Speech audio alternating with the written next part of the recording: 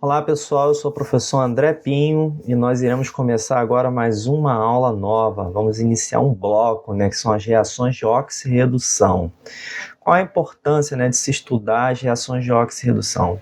Primeiro porque ela está em todos os lugares, nos rodeia completamente, está dentro do nosso corpo. Mas eu peguei uma imagem apenas aqui simples, que é de um navio sendo corroído, sendo aqui completamente destruído pelo intemperismo, que são as condições aqui ambientais, como vento, umidade do ar, salinidade do oceano.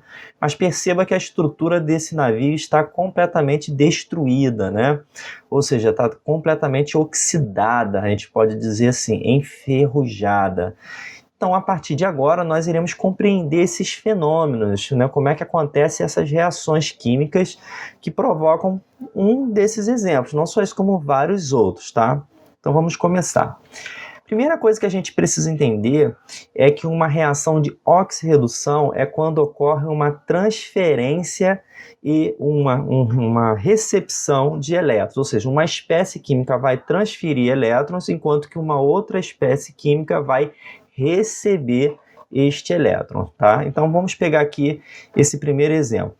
Se nós colocarmos aqui o zinco dentro de um tubo de ensaio com ácido clorídrico, pode ser qualquer ácido, mas aqui vamos colocar o ácido clorídrico, o que vai acontecer é que o zinco vai doar 2 elétrons. Para quem? Para outra espécie química presente, que é o hidrogênio.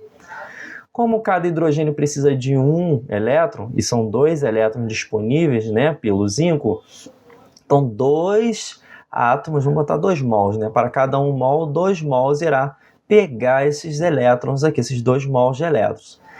Eles vão se completar, vai formar a molécula de gás hidrogênio e o zinco vai ficar com essas 2 cargas positivas, que é a ausência desses 2 elétrons que estão saindo daqui, Então aqui a gente vê nitidamente uma reação de oxirredução e a evidência que temos essas bolhas, essa efervescência que é representada aqui pela produção do gás hidrogênio que está sendo liberado aqui. Então vamos seguir em frente.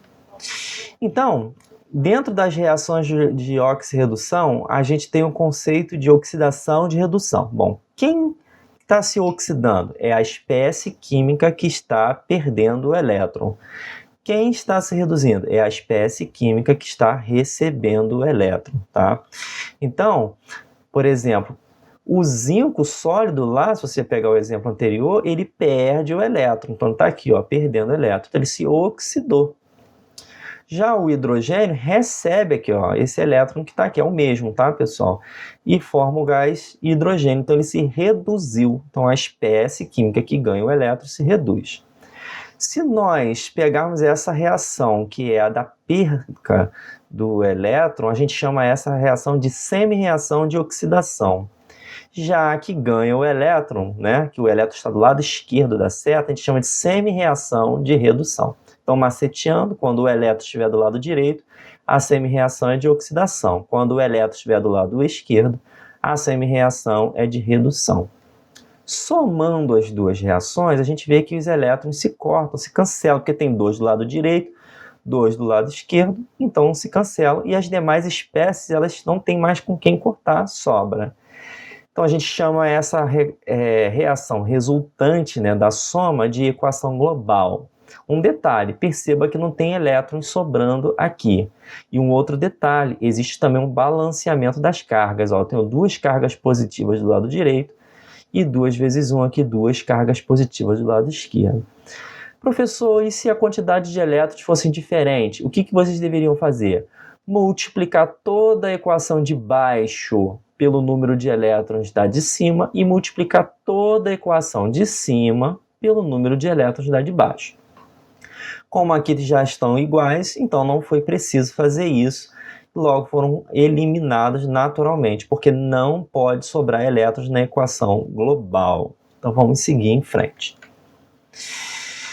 Um outro detalhe muito importante é que não existe reação de oxirredução sem que ocorra a redução e a oxidação simultaneamente. Sempre vai ocorrer alguém se reduzindo, alguém está se oxidando. Se está se oxidando, alguém está se reduzindo, tá?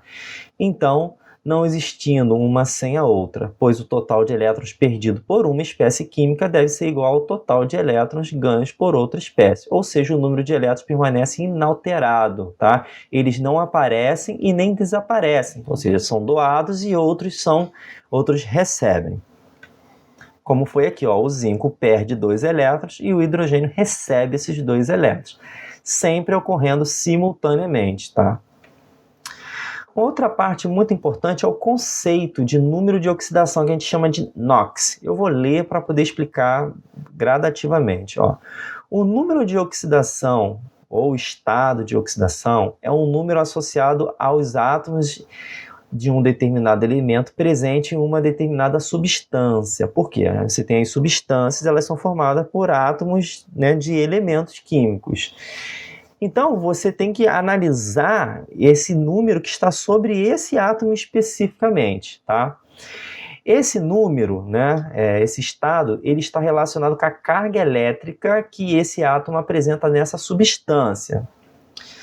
Essa carga elétrica, ela pode ser uma carga real ou não, tá? Pode ser uma carga imaginária. Quando que ela será real?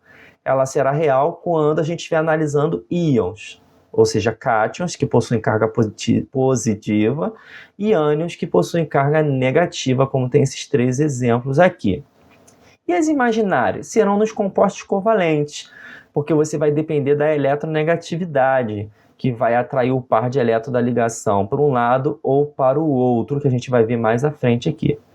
Então, tradicionalmente, a gente chama esse número de oxidação de NOx, ou de qualquer forma que está aqui, de NOx, tá? Vamos prosseguir. Vamos dar uma olhada nos números de oxidação dos íons monatômicos, principalmente nos compostos iônicos. Temos aqui o cloreto de sódio, brometo de magnésio, sulfeto de cálcio e o óxido de alumínio, tá? Todos eles aqui. Então, como é uma substância iônica, essas cargas são reais, elas existem mesmo. O sódio perdeu para o cloro um elétron, assim como o magnésio perdeu 2 para o bromo, e assim vai sucessivamente. Então, no cloreto de sódio, a carga, né, é 1 mais, né? Vamos corrigir aqui, porque toda vez que a gente fala de carga, tá, pessoal, o número vem primeiro que o símbolo, então é 1 mais, e o NOx é o contrário, o símbolo vem primeiro que o número. Então, o número de oxidação do sódio é mais 1 e sua carga é 1 mais. E a do cloro, o número de oxidação é menos 1 e a carga é 1 menos. No magnésio, sua carga é 2 mais e o seu número de oxidação mais 2. Do bromo, 1 menos a carga e o seu número de oxidação menos 1. Aqui no cálcio, sua carga 2 mais, número de oxidação mais 2. No sulfeto, carga 2 menos, número de oxidação menos 2. E assim a mesma coisa para cá, para não ficar se estendendo, tem a mesma lógica, ok? O valor algébrico da carga elétrica dos íons de um elemento em um composto iônico informa o número de oxidação desse elemento no composto. Então, é isso, a gente consegue ver pela carga o número de oxidação deles. Lembrando que essas cargas se anulam, ó, 2 vezes menos 1 menos 2, mais 2, 0, tá? Isso vai acontecer para todos eles, ó, 2 vezes 3 dá mais 6, 3 vezes menos 2 dá menos 6, somando dá 0. Isso é uma carga real nos compostos iônicos. Quando a gente chega nos compostos covalentes, isso já não acontece porque não há perda nem ganho de elétrons. Nos compostos covalentes há um compartilhamento dos elétrons. Só que esse compartilhamento fica mais para um lado do que para o outro, porque depende da eletronegatividade. Lembrando que a eletronegatividade aumenta da esquerda para a direita e de baixo para cima, com exceção dos gases nobres no ensino médio, tá? Porque no nível superior a gente encontra moléculas formadas por gases nobres. Então vamos ver aqui, ó, por exemplo, o ácido clorídrico tem um elétron aqui representado do hidrogênio, que é o rosinha, e o azul do cloro.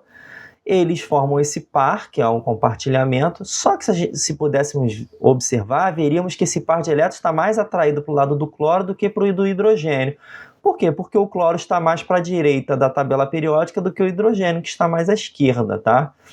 Então o cloro é mais eletronegativo. Sendo assim, como esse elétron está mais atraído para ele, a gente diz que ele está com um número, né, de oxidação -1, e o do hidrogênio +1. O oxigênio aqui na água, ele faz a mesma coisa, ele é mais eletronegativo do que o hidrogênio, então ele atrai para si um elétron do hidrogênio, um elétron do outro, então ele fica com o número de oxidação -2 e cada hidrogênio +1. Aqui na amônia, a mesma coisa, tá? Aqui tem uma falhazinha aqui do slide, mas é por causa da apresentação, que muda na hora que a gente amplia, mas é a mesma coisa, ó.